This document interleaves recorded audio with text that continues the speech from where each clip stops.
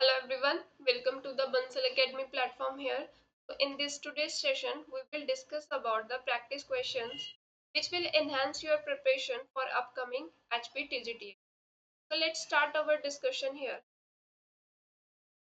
First question is the errors in which the measurement which arises due to unpredictable fluctuations in the temperature and voltage supply are.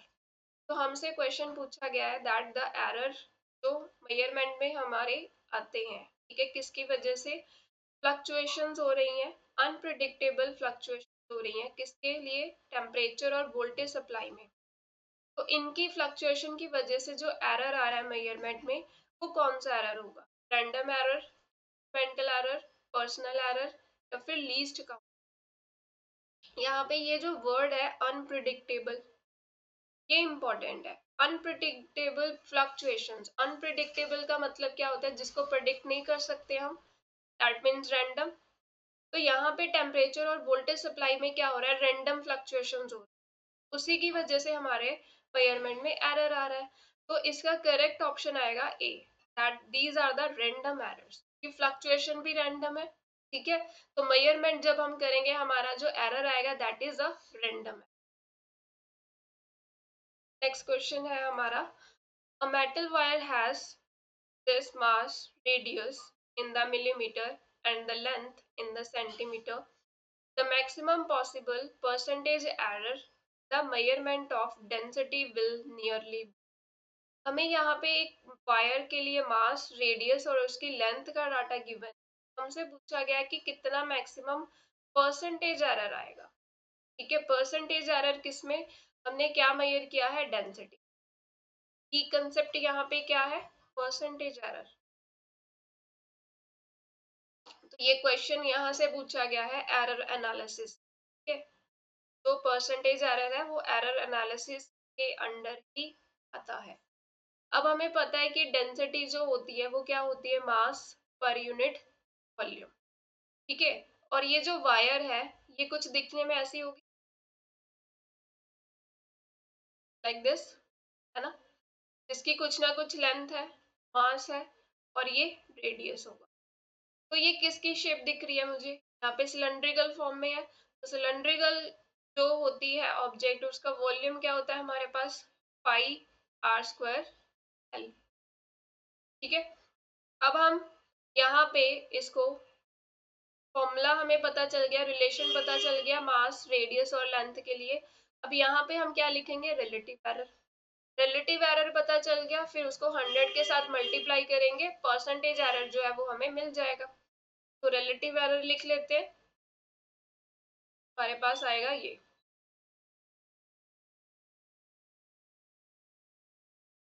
Plus pi तो constant है, ठीक है, R square that is 2 times of delta R upon R, और length के लिए relative error delta L by, right. अब हम क्या करेंगे? इसमें वैल्यूज फिल कर देंगे और जो आंसर आएगा उसको 100 के साथ मल्टीप्लाई कर देंगे, तो परसेंटेज एरर जो है वो निकल आए। तो delta D upon D, delta M कितना है? ये प्लस माइनस के बाद वाली टर्म है जो, ये किसकी वैल्यू है? दैट इज डेल्टा एम, और ये आगे वाली किसकी वैल्यू है? एम की। तो ये आ गया 0.002 और ये 0.4 प्लस 2 टाइम्स रेडियस में डेल्टा आर की वैल्यू क्या है? 0.001 और रेडियस की 0.3 प्लस डेल्टा एल कितना है मेरे पास? 0.02 और एल की वैल्यू। तो जब हम इसको कैलकुलेट करेंगे, ठीक है, फिर इसको 100 के साथ मल्टीप्लाई करेंगे, तो ये अप्रोक्सीमेट रिजल्ट मुझे क्या मिलेगा? 1.6% कैलकुलेशन के। ऑप्शन डी आएगा इसका करेक्ट आंसर। नेक्स्ट क्वेश्चन है हमारे पास, a vehicle travels half the distance with the speed v and the remaining distance with the speed 2, its average speed is.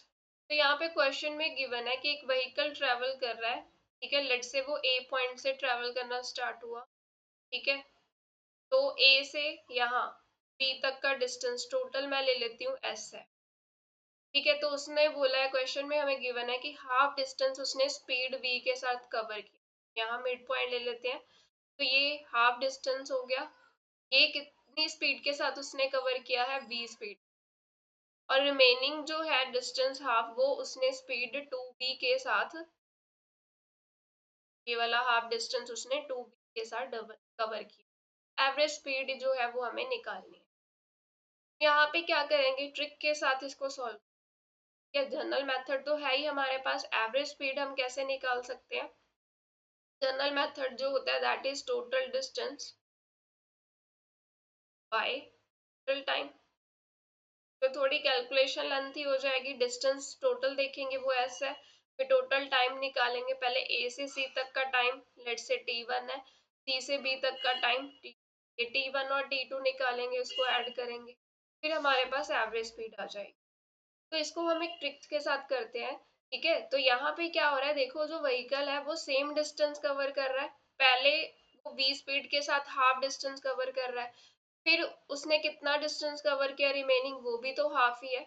तो जब हमारा कोई भी ऑब्जेक्ट है वो सेम डिस्टेंस कवर कर रहा है, ठीक है, इंटरवल में, फर्स्ट इंटरवल हो गया ना ए से सी तक, सी से बी तक, सेम डिस्टेंस कवर, तो एवरेज स्पीड जो है वो हम ऐसे निकालते हैं, one B one B one plus, तो इससे सीधा निकल जाए। तो फर्स्ट हाफ में उसकी स्पीड कितनी है v, सेकेंड हाफ में कितनी है 2, तो ये वैल्यू इस रिलेशन में फिल कर देते हैं, दिस इज v, और नीचे v प्लस, ये कितना मिला मुझे 4v², ये हमारा 3, ये कैंसिल हो गया एक, तो हमारा आंसर आया 4/3, ठीक है। तो ऑप्शन डी आएगा इसका करेक्ट आंसर। नेक्स्ट क्वेश्चन है हमारे पास, a football player it is moving southward and suddenly turns eastward with the same speed avoid an opponent, the force that acts on the player while turning is. तो यहाँ पे हमें बोला गया कि एक फुटबॉल प्लेयर है वो किस डायरेक्शन में जा रहा है, साउथवर्ड। डायरेक्शंस कैसी होती है हमारी, नॉर्थ, साउथ, ईस्ट।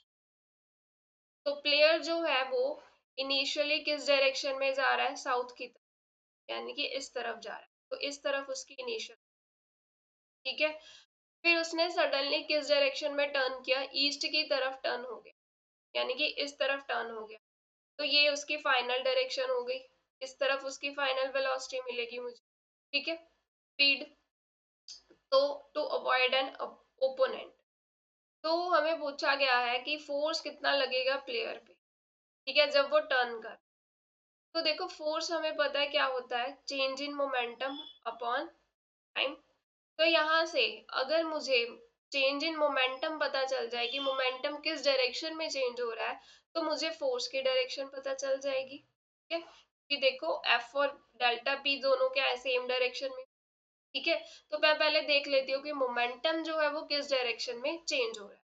तो यहाँ पे अगर सिचुएशन को देखें तो इनिशियल वेलोसिटी जो है वो क्या आएगी, v इंटू जे कैप, माइनस जे कैप ना, क्योंकि कोऑर्डिनेट सिस्टम हम अज्यूम करते हैं ऐसे x डायरेक्शन, ऐसे y डायरेक्शन, तो वो साउथवर्ड की डायरेक्शन में मूव कर रहा है, यानी कि माइनस जे कैप डायरेक्शन में मूव कर रहा है, तो इनिशियल वेलोसिटी क्या आ गई, माइनस v इंटू जे कैप, और फाइनल वेलोसिटी क्या आएगी, वो ईस्ट डायरेक्शन में जा रहा है टर्न होके, तो ईस्ट डायरेक्शन हमारा एक्स डायरेक्शन में है, ठीक है, पॉजिटिव एक्स एक्सिस है, तो this is V I cap. अब चेंज इन वेलोसिटी निकाल लेते हैं, वो क्या आ जाएगा, final velocity minus initial, final velocity is V I cap minus initial velocity minus V J cap, तो वेलोसिटी का चेंज मुझे मिल गया V I cap plus V J cap. अब मोमेंटम चेंज निकालना है, मोमेंटम चेंज कैसे निकालते हैं हम, m इंटू डेल्टा वी, ठीक है। तो चेंज इन मोमेंटम हमारे पास कितना आ गया, V I cap plus V J cap, यहाँ से मैं v कॉमन ले लूं, i प्लस। अब देखो यहाँ पे जो मोमेंटम है वो किस डायरेक्शन में चेंज हो रहा है, ये डायरेक्शन मुझे पता चल गई, आई कैप प्लस जे कैप। तो आई कैप प्लस जे कैप जो है वो फर्स्ट क्वाड्रेंट में ही लाई करेंगी वैल्यूज, ठीक है। तो एक वैल्यू इस तरफ है, एक वैल्यू इस तरफ, तो रिजल्टेंट डायरेक्शन कुछ इस तरफ होगा। तो ये कौन सी डायरेक्शन दिख रही है मुझे, ये वाली, तो ये कौन सी है, north east, along north east, option D आएगा इसका करेक्ट आंसर, क्योंकि मोमेंटम जिस डायरेक्शन में चेंज हो रहा है उसी डायरेक्शन में हमारा फोर्स का डायरेक्शन होगा, तो मोमेंटम का डायरेक्शन मुझे पता चल रहा है कि I plus J cap, positive value x direction में है, पॉजिटिव वैल्यू वाई डायरेक्शन में। रिजल्टेंट निकालेंगे डायरेक्शन तो वो इस तरफ ही मिलेगा मुझे, ठीक है। तो ये डायरेक्शन कौन सी है, नॉर्थ ईस्ट, तो ऑप्शन डी आएगा इसका करेक्ट आंसर। नेक्स्ट क्वेश्चन है हमारे पास, a bullet is fired from the gun at a speed of 280 meter per second in the direction 30 degree above the horizon. The maximum height attained by the bullet is, तो यहाँ पे हमें एक बताया गया है कि जो बुलेट है वो किस स्पीड के साथ ट्रेवल कर रही है और किस डायरेक्शन में है, 30 डिग्री इंक्लिनेशन दे दिया है हॉरिजॉन्टल की। अगर मान लो ये हॉरिजॉन्टल है तो ये 30 डिग्री इंक्लिनेशन हो गया, ठीक है। यू जो है वो इस तरफ होगा, तो ऑब्वियस है ये जो बुलेट फायर किया है वो प्रोजेक्टाइल मोशन फॉलो करके ऐसे फॉल करेगा, ठीक है। तो ये जो होता है हमारा ये वाला, that is the maximum height, वो हमसे पूछा गया है कि बुलेट कितना मैक्सिमम हाइट अटेन करे। तो ये कहाँ से पूछा गया क्वेश्चन, प्रोजेक्टाइल मोशन के अंडर ही आता है ये कंसेप्ट, ठीक है।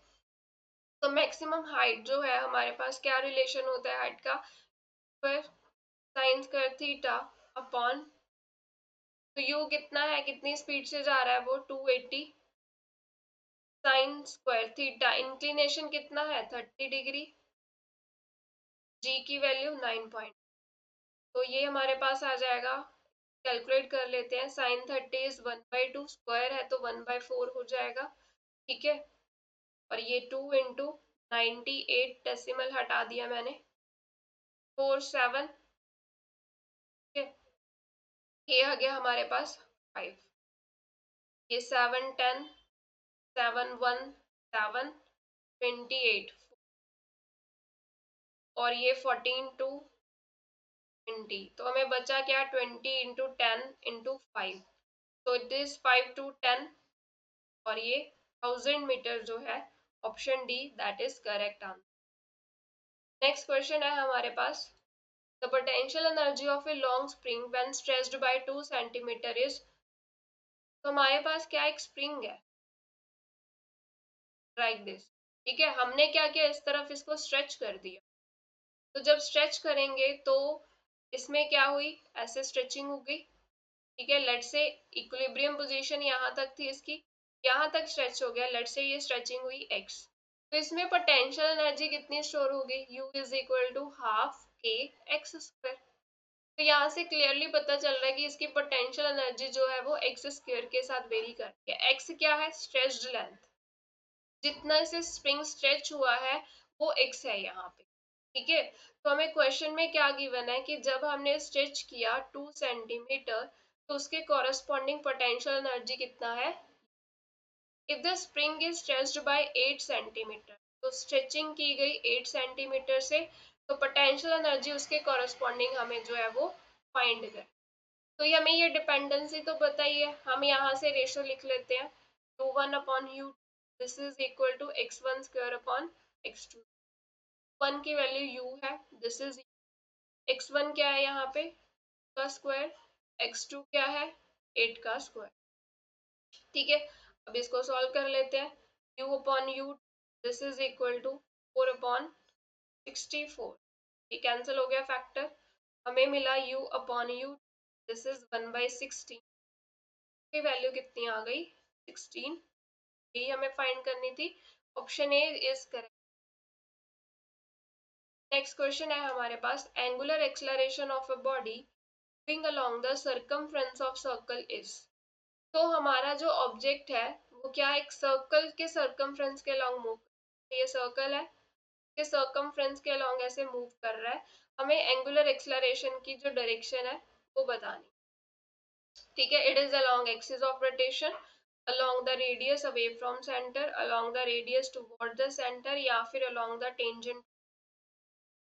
तो जो एंगुलर एक्सलरेशन है ये क्या है, एक एक्सियल वेक्टर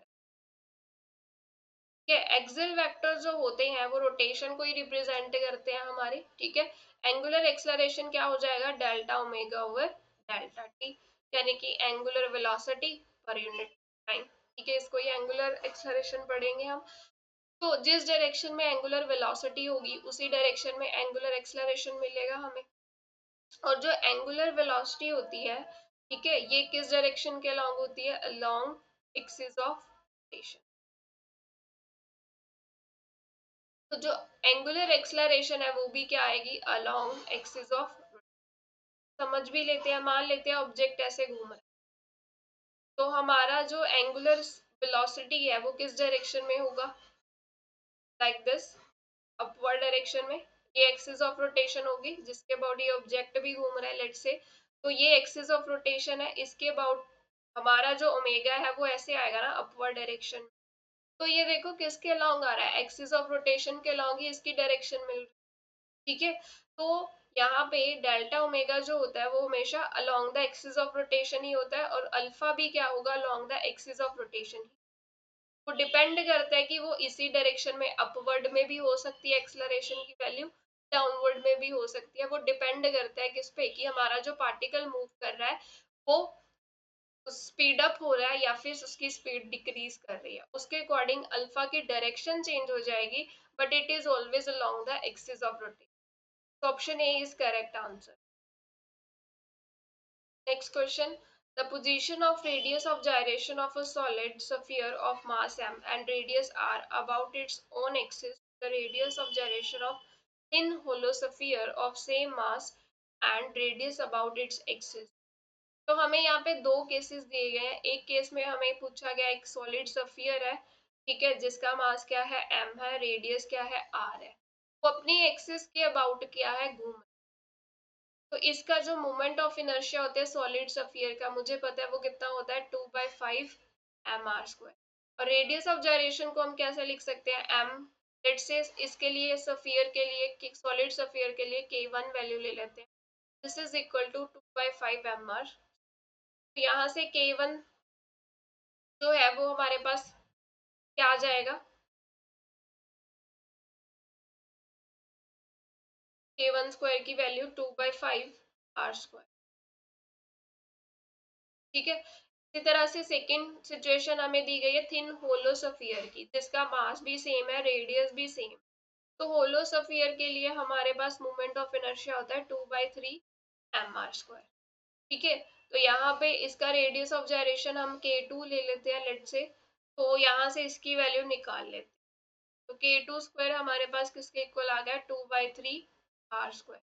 तो हमें ये रेशो पूछी, दोनों की रेशो। ठीक है, तो रेशो निकाल लेते हैं, k1² अपॉन k2² किसके इक्वल आ जाएगा, दिस इज 2/5 r², और ये 2/3 r²। r² से r² कैंसिल, 2 से 2 कैंसिल, ये रेशो क्या मिल रही है, 3:2। ऑप्शन बी जो है that is the correct answer. Next question है हमारे पास, two bodies of mass m and 9m, these are placed at a distance r। तो एक बॉडी जिसका मास m है, का मास 9m है, और ये इन दोनों के बीच का डिस्टेंस क्या है, r है। The gravitational potential on the line joining the two bodies where the gravitational field equal to 0 will be। तो उन्होंने बोला है कि हमें क्या फाइंड करना है, ग्रेविटेशनल पोटेंशियल फाइंड करना है। कहाँ पे, जहाँ पे ग्रेविटेशनल फील्ड जो है वो 0। लेट्स से ये लाइन ज्वाइन कर दिया, इन दोनों ज्वाइन कर दिया बॉडीज को। मैं मान रही हूँ कि ये जो पॉइंट है ए, यहाँ पे क्या है, gravitational field 0, gravitational field at A is 0। ठीक है, इसी पॉइंट पे हमें क्या निकालना है, ग्रेविटेशनल पोटेंशियल निकालना है, यानी कि V एट ए मुझे फाइंड कर। अब ये जो M है, इसकी वजह से जो ग्रेविटेशनल फील्ड वो किस डायरेक्शन में होगी, इस तरफ। ठीक है, और इस मास की वजह से क्या होगी, इस तरफ, राइट, ऑपोजिट डायरेक्शन में। ग्रेविटेशन फील्ड क्या हो जाएगी, 0 हो जाएगी। ठीक है, एक दूसरे के इफेक्ट को कैंसिल कर देंगे। तो मैं मान लेती हूँ ये जो ए पॉइंट है, इसका डिस्टेंस m मास से कितना है, x है। तो ये वाला डिस्टेंस कितना आ जाएगा, कैपिटल R माइनस। अब ग्रेविटेशनल फील्ड लिख लेते हैं, due to this mass that is g m upon x²।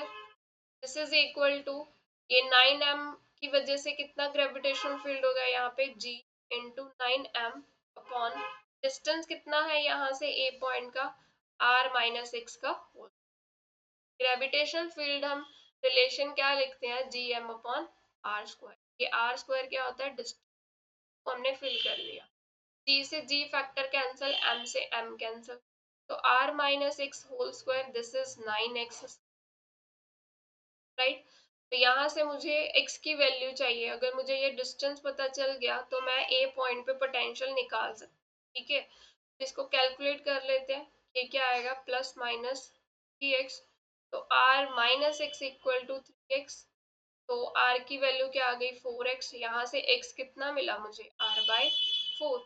Negative value नहीं ली क्योंकि डिस्टेंस नेगेटिव नहीं होता, ठीक है। तो ये वैल्यू एक्सेप्टेबल हो गई, तो x की वैल्यू क्या आ गई, r/4। तो r माइनस एक्स कितना डिस्टेंस बन जाएगा, r minus r/4, this is 3r/4, ठीक है। अब ग्रेविटेशन पोटेंशियल का फॉर्मूला क्या होता है, gm/r माइनस gm/r, ये रिलेशन होता है। तो हम यहाँ पे A पे पोटेंशियल जो है वो फाइंड कर लेते हैं दोनों मासेस की वजह से।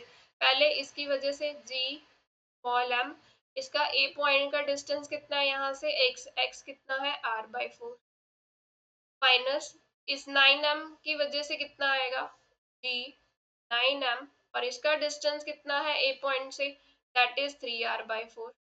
अब इसको कैलकुलेट कर लेते हैं हम। तो ए पे पोटेंशियल कितना आ गया, -4gm/r, माइनस ये 4 ऊपर जाएगा, 4g 9m/3r, ठीक है। तो ये कैलकुलेशन कर लेते हैं हम। Potential at A this -4gm/r, minus यहाँ पे क्या था, एक 9 ऑलरेडी था, 9 इंटू 4 36gm हो जाएगा, 36gm/3r। एलसीएम ले लेते हैं इसका, आर ये हमारे पास आ गया -12 gm -36 gm, और ये कितना मिला मुझे, -48 gm/3r, और ये 3 और ये 16, 348, पोटेंशियल आ गया -16 gm/, ये ऑप्शन डी मिल रहा है इसका करेक्ट आंसर। नेक्स्ट क्वेश्चन है मेरे पास, let a wire be suspended from the ceiling that is a rigid spool and stretched by a weight W attached at its free hand। तो ceiling से क्या किया गया है, एक वायर है, वायर सिलेंड्रिकल फॉर्म में होगी ऐसे, ठीक है, सस्पेंड की गई है, और इसके फ्री एंड पे एक वेट जो है वो हैंग कर। The longitudinal stress at any point of cross sectional area of wire is. तो हमें यहाँ पे लॉन्गिट्यूडनल स्ट्रेस पूछा गया है। तो लॉन्गिट्यूडनल स्ट्रेस क्या होता है हमारे पास, that is force per unit area. अब यहाँ पे फोर्स कौन सी लग रही है, यहाँ पे क्रॉस सेक्शनल एरिया तो ए ही है। फोर्स किसकी वजह से लगेगी, जो हमने वेट अटैच किया उसके वेट की वजह से इस पे फोर्स लग रही है। तो फोर्स किसके इक्वल आएगी, तो वेट की वजह से फोर्स। तो ऑप्शन सी आएगा इसका करेक्ट आंसर।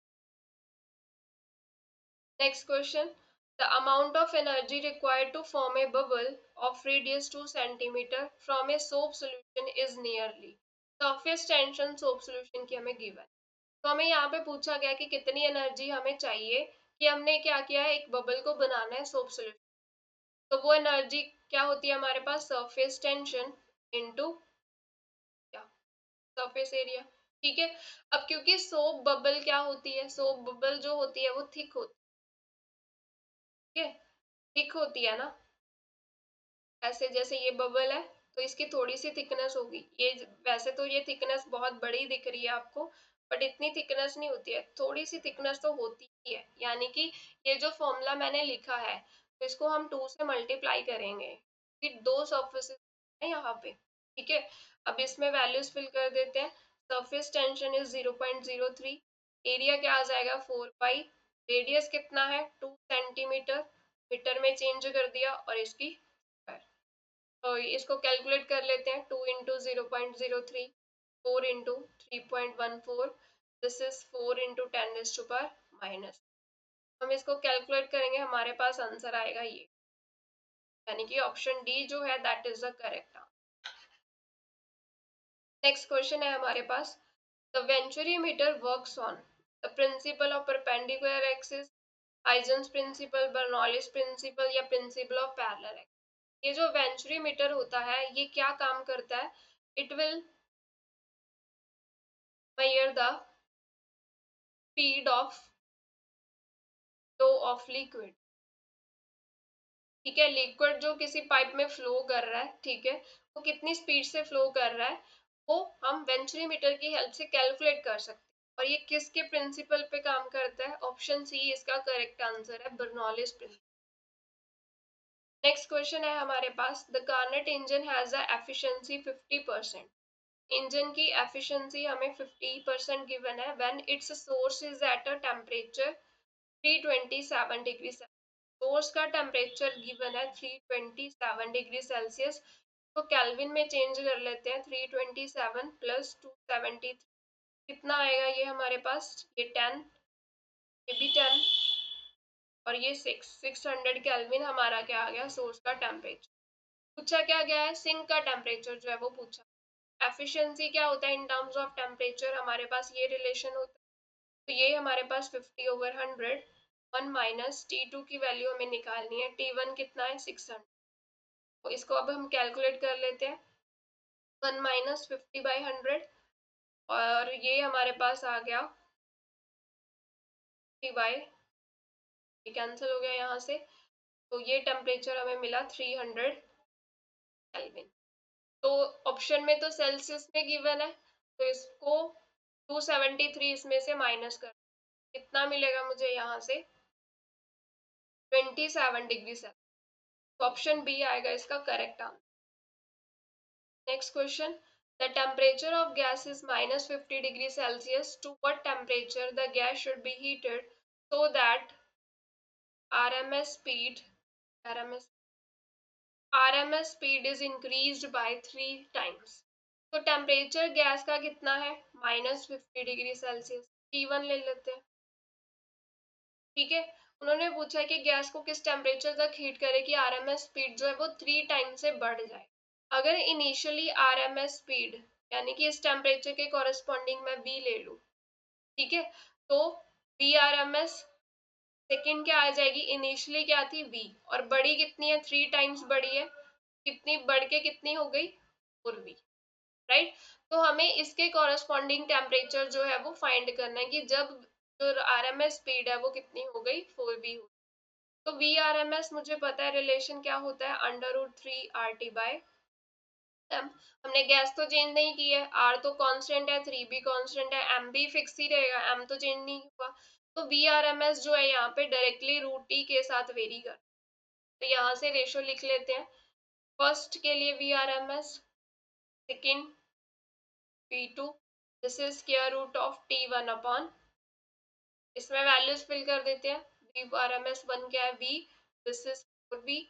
ये टेम्परेचर कितना है? इसको केल्विन में चेंज कर लेते हैं, ये जो T1 है, ठीक है, T1 केल्विन में चेंज कर देंगे तो क्या आएगा? 273,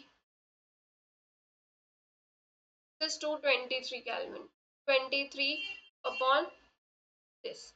अब ये V से V फैक्टर कैंसिल हो गया, 1/4, 73 होल स्क्वायर कर देते हैं, तो ये T2 की वैल्यू किसके इक्वल आ जाएगी? 16 इंटू 273, सॉरी 223। 23 को 16 से मल्टीप्लाई किया, कितना मिला? 18।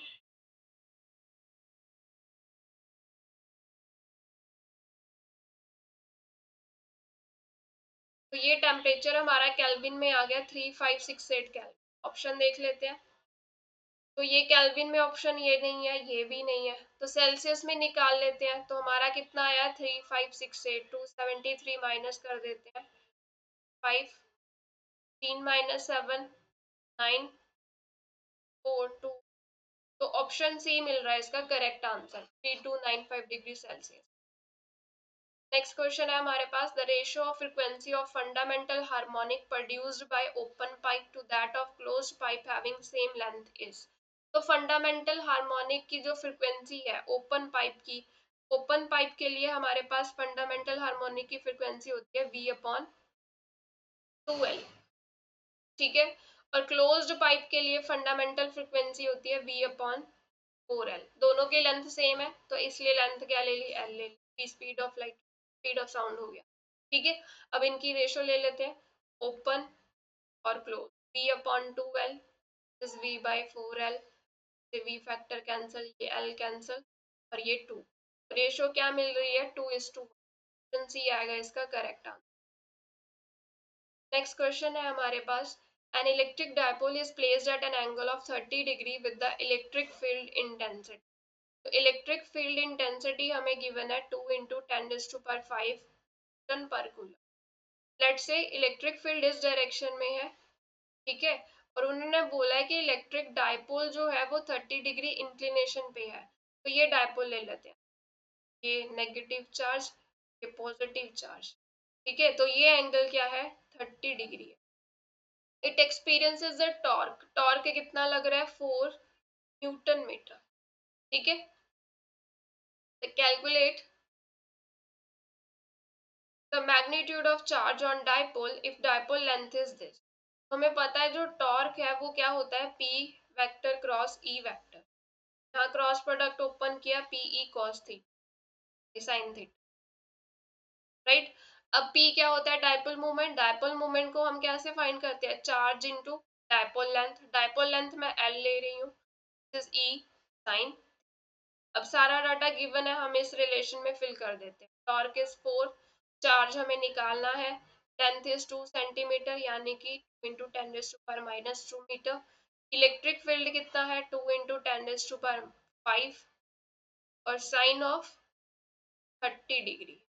अब निकाल लेते हैं यहाँ से, ये 4 हो गया, this is Q into 2 into 2 4 into 10⁻3 हो गया, साइन 30 1/2, ये फैक्टर कैंसिल हो गया, तो 4 equal to Q into 2 into 10⁻3, यहाँ से चार्ज की वैल्यू कितनी आ गई 4/2 इंटू 10⁻3, ये फैक्टर कैंसिल हो गया, तो ये मिला 2 इंटू 10⁻³ यानी कि 2 micro milli coulomb, option A आएगा करेक्ट आंसर।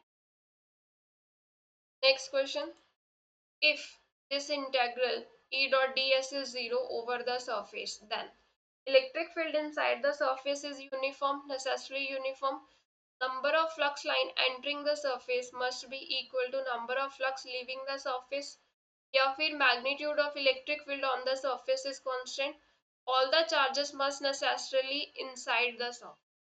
तो पहले तो ये देखना होगा, ये जो इंटेग्रल है रो सरफेस E डॉट ds, ये क्या रिप्रेजेंट करता है फ्लक्स को, ये फ्लक्स हम इंटेग्रल फॉर्म में ऐसे फाइंड करते हैं। अब अगर ये 0 है E डॉट ds, तो दैट मीन्स जो फ्लक्स है वो 0 है, ठीक है।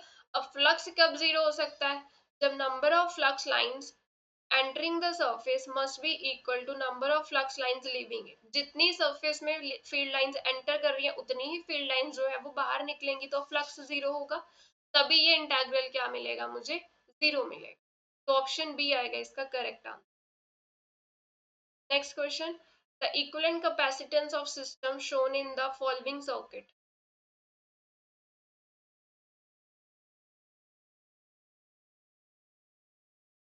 ये सर्किट गिवन है, इक्विवेलेंट कैपेसिटेंस हमसे पूछा गया है। अब ये कैपेसिटर और ये कैपेसिटर दोनों क्या है पैरेलल, तो पैरेलल में हम C इक्विवेलेंट कैसे लिखते हैं, दोनों को ऐड कर देंगे C1 प्लस C2 सिंपली, तो ये 3 माइक्रोफेरेड प्लस 3 माइक्रोफेरेड क्या मिला 6 माइक्रो, तो इसका इक्विवेलेंट सर्किट क्या आ गया, ये A पॉइंट है, ये 3 माइक्रोफेरेड कैपेसिटर मिला मुझे, और यहाँ पे 6 माइक्रोफेरेड कैपेसिटर और ये B एंड।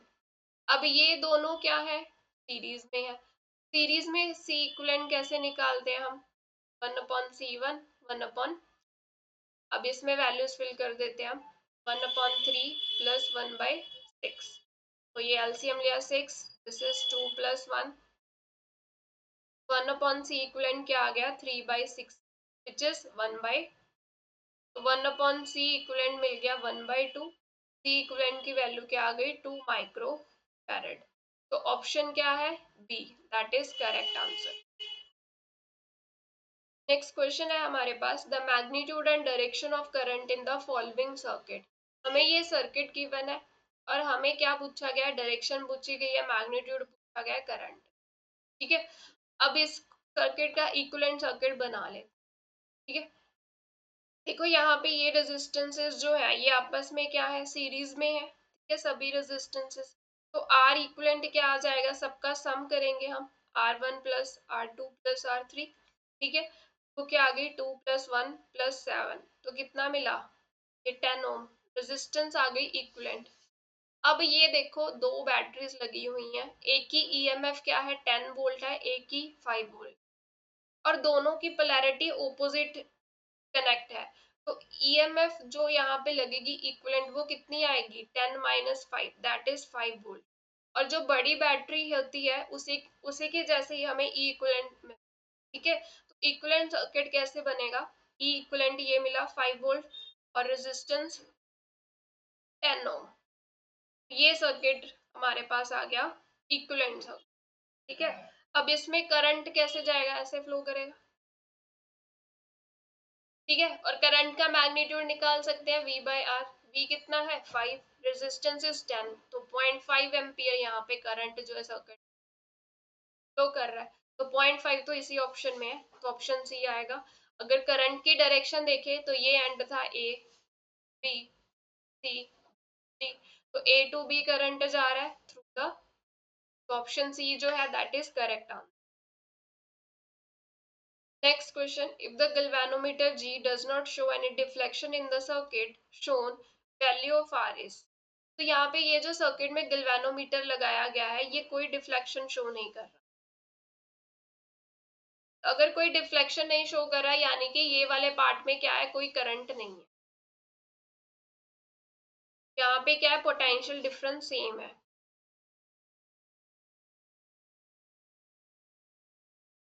ठीक है, इस पोर्शन में राइट, यहाँ पे करंट फ्लो करेगा फर्स्ट वाली लूप,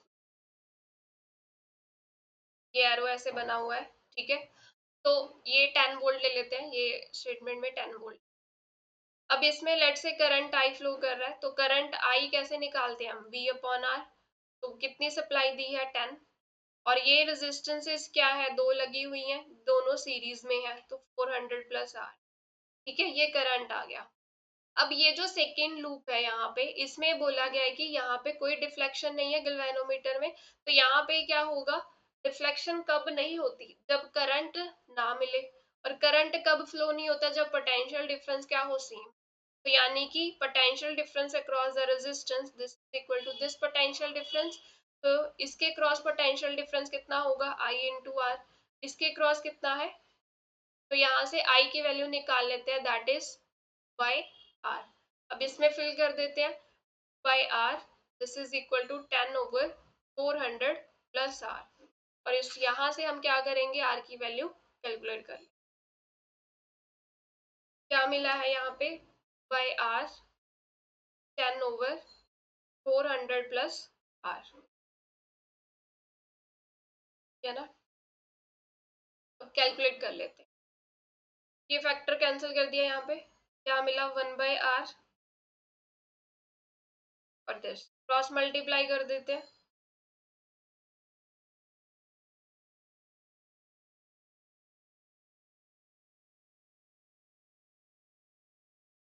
और यहाँ से आर कितना आएगा 100। ऑप्शन डी मिल रहा है इसका correct answer. Next question, resistance of carbon resistor determined from the colour code is this. तो कार्बन रेजिस्टर की रेजिस्टेंस जो है वो गिवन है, the colour of third band must be, तो थर्ड बैंड का कलर पूछा गया हमसे। तो ये जो रेजिस्टेंस की वैल्यू गिवन है इसको मैं ऐसे लिख सकती हूँ 10⁻³ प्लस माइनस 5%। तो ये हमारा फर्स्ट कलर बैंड की वैल्यू, वहां से 2 वैल्यू मिली। ये सेकेंड कलर बैंड हो गया, वहां से 2 वैल्यू मिली। थर्ड कलर बैंड से हमें क्या मिलता है, मल्टीप्लायर। और फोर्थ कलर बैंड से हमें पता चलता है टॉलरेंस का।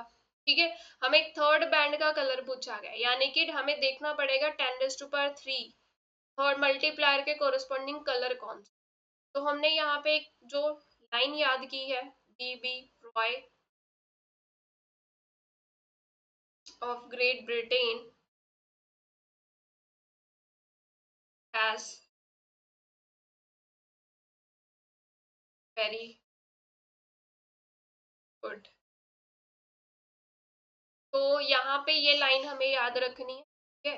तो यहाँ से कलर जो है ये B black, this is brown, ठीक है। ये रेड, ऑरेंज, येलो, यहाँ से कोई कलर नहीं आएगा। यहाँ से ग्रेड से जी से कलर बनेगा ग्रीन, फिर ये ब्लू, ठीक है। और वेरी से बी वायलेट कलर, और यहाँ पे ग्रे कलर, और ये व्हाइट कलर।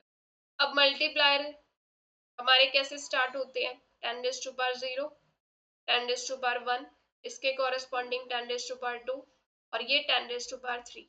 अब देखो 10⁻3 किसके कॉरेस्पॉन्डिंग आ रहा है, ऑरेंज के कॉरेस्पॉन्डिंग। तो थर्ड बैंड का कलर क्या होगा हमारा, ऑरेंज। ऑप्शन डी आएगा इसका correct answer. Next question, the net magnetic flux through any close surface is. तो किसी क्लोज सरफेस के थ्रू मैग्नेटिक फ्लक्स क्या होगा, मैग्नेटिक फ्लक्स हम कैसे निकालते हैं, B dot D S over a closed surface, और ये क्या होता है, हमेशा जीरो होता है, ठीक है। ऑप्शन बी आएगा इसका करेक्ट। और ये जीरो क्यों होता है, देखो मैग्नेटिक मोनोपोल एग्जिस्ट नहीं करता, magnetic monopole does not exist, ठीक है।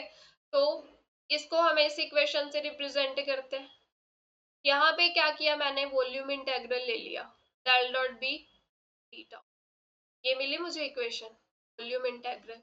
अब इस पे लगा दी मैंने गॉस डाइवर्जेंस थ्योरम। जब गॉस डाइवर्जेंस थ्योरम लगा देते हैं तो यहाँ से हमें क्या मिलेगा, बाय गॉस डाइवर्जेंस थ्योरम हमारे पास ये रिजल्ट क्या आएगा, close surface integral B vector dot D S vector is, तो यही क्या होता है, फ्लक्स होता है थ्रू द क्लोज सरफेस। तो ये कितना मिल रहा है। Next question, the magnetic energy stored in inductor of inductance, inductance की वैल्यू क्या है, 4 माइक्रो हेनरी, यानी कि 4 इंटू 10⁻⁻6 हेनरी, और करंट इसमें कितना है, 2 एम्पियर। तो इंडक्टर में जो एनर्जी स्टोर होती है वो कितनी होती है, हाफ एल आई स्क्वायर, ठीक है।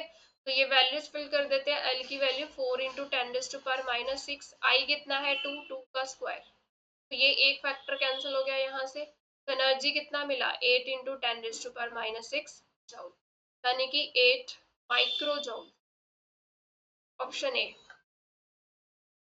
नेक्स्ट क्वेश्चन है हमारे पास, in the series LCR circuit index inductance हमारी है एल की वैल्यू 10 मिली हेनरी, यानी कि 10 इंटू 10⁻³ हेनरी।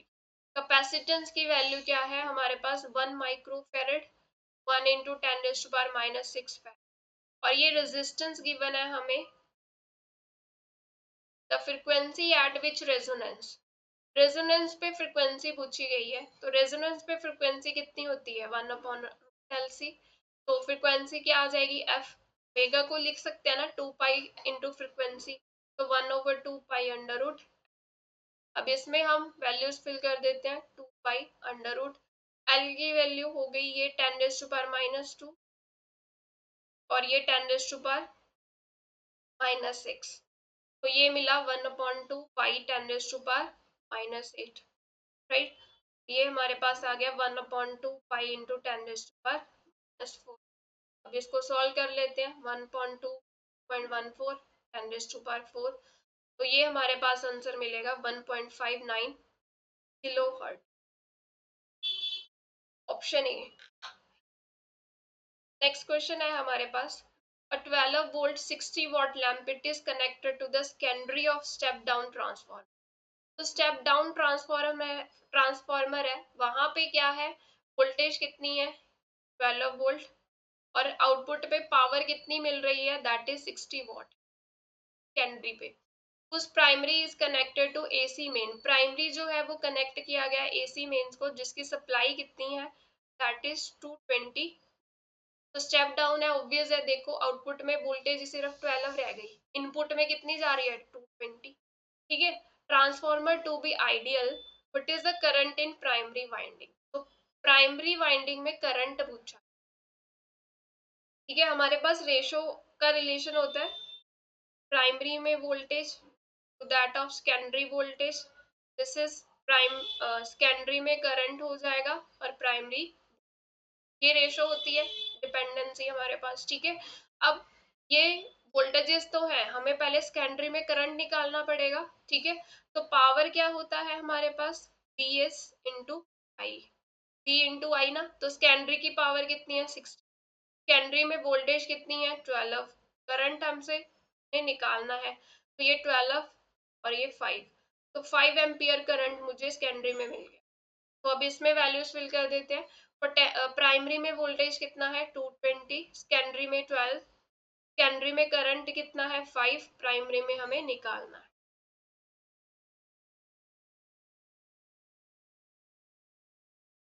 ये इस तरफ आया 12 इंटू 5 डिवाइडेड बाई 20, 6, तो ये कितना मिला 6530 अपॉन 110, जीरो से जीरो कैंसिल, 3/11, तो इसको हम जब डिवाइड करेंगे हमारे पास आंसर आ जाएगा 0.27, ऑप्शन बी आएगा इसका करेक्ट आंसर।